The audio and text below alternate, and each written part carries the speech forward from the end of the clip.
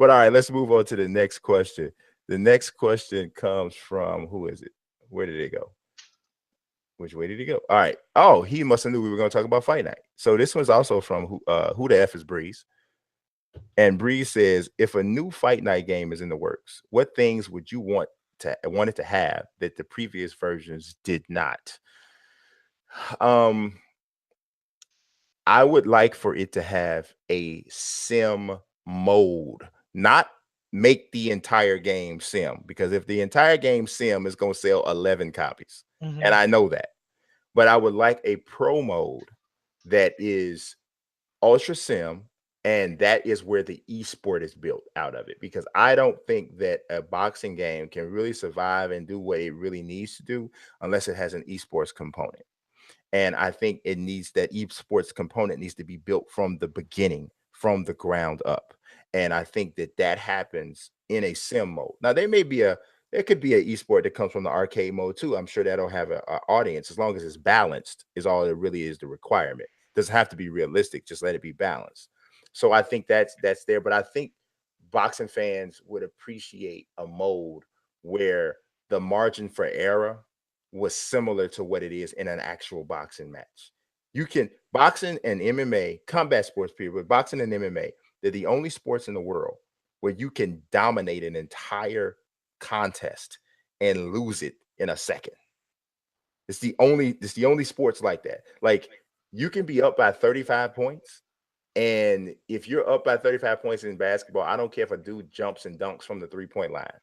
You're still they're down 33. I don't care how awesome the dunk was. It just, if you're dominating, you're dominating. In combat sports, there is that element that separates it from all other sports. If you get clocked the right way by the right person, it's done. And I think and there's never really been a boxing game or a mixed martial arts game that has really captured that dynamic.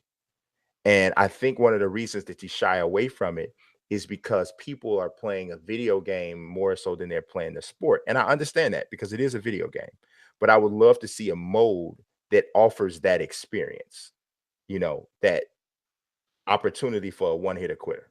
I also think that you need to eliminate the usage of fighter licenses, period.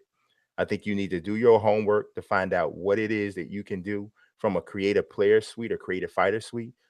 Put that out there, and have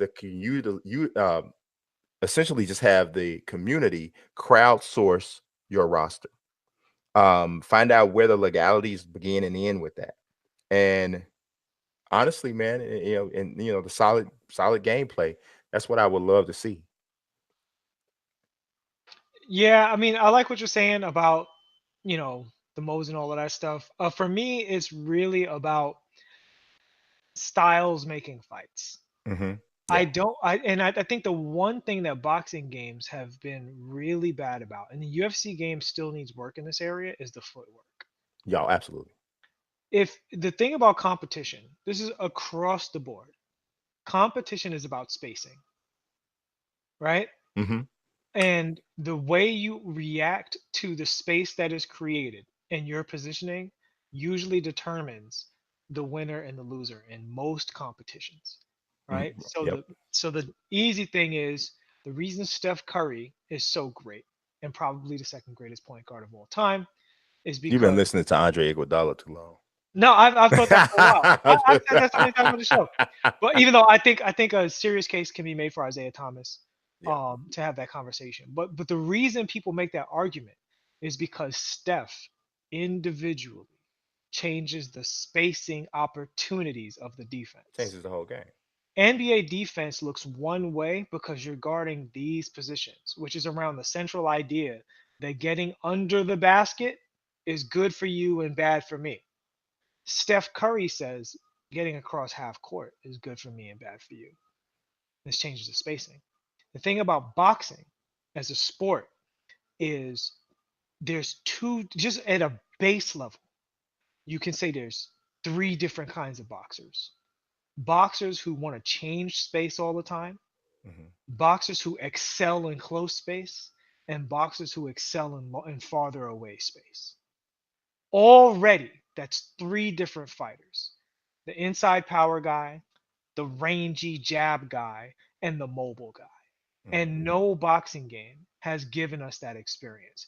I don't care how arcadey it is in the sense of realism, because realism is relative to the boxing era, talent, and division you're talking about, and how inclusive of any of that you want to be. You can make a realistic boxing game that's only based off of what happens in heavyweights, and it would be realistic in sim. I'm not talking about that. I'm saying in the virtual boxing world, I want the virtual version of what has been created in the sports world. Because one of the things we always talk about when it comes to sim is it takes two sim people to create a sim experience. The gaming company can't make it sim. You need two people who balance each other out. Because guess what? If I create a boxing game where if both people were as skilled relatively as Hopkins and Tony, then they would have a Hopkins and Tony type fight, then that's going to happen. But if one of those people is as skilled as whoever boxer you don't like, right? Let's say not even a professional boxer, then Bernard Hopkins can turn into Mike Tyson because of that person's level of skill and athleticism and knowledge. Mhm. So it's not always going to be apparent that the game is sim at the outset. And this happens all the time with fighting games. The first couple of weeks of a fighting game are usually no indication of what it's going to look like at Evo because the people have to learn how to play. Mhm. And in order for a boxing game to get there to the Mount Olympus of being sim, it first has to have the opportunities for style and space manipulation, space domination, space control. That has to happen first. After that happens, we'll see a sim emerge from that environment. I totally agree. I 100% agree with that. It is not possible on any boxing game that I've ever seen to kind of craft a style. Right. And it's always everybody's essentially doing the same thing. Hmm. It just comes down to who does it better. Which is why it always distills down to people spamming for a knockout. Well, okay. Fight Night Champion, what it came down to is who can time their counters the best. Yeah, yeah. Time encounters, stamina bar manipulation, That's and that's combos. where it came down to. Because essentially when you watch two super high level Fight Night Champion players play, it's a lot of bam, bam, and Yeah. everybody's literally fighting the same. And if you try to incorporate another style, I don't care how good you might be at it, and I don't even care if you're controlling a character who's supposed to be good at the style you're trying to use, it's not gonna work Hmm. because it's this the meta for the game is this style.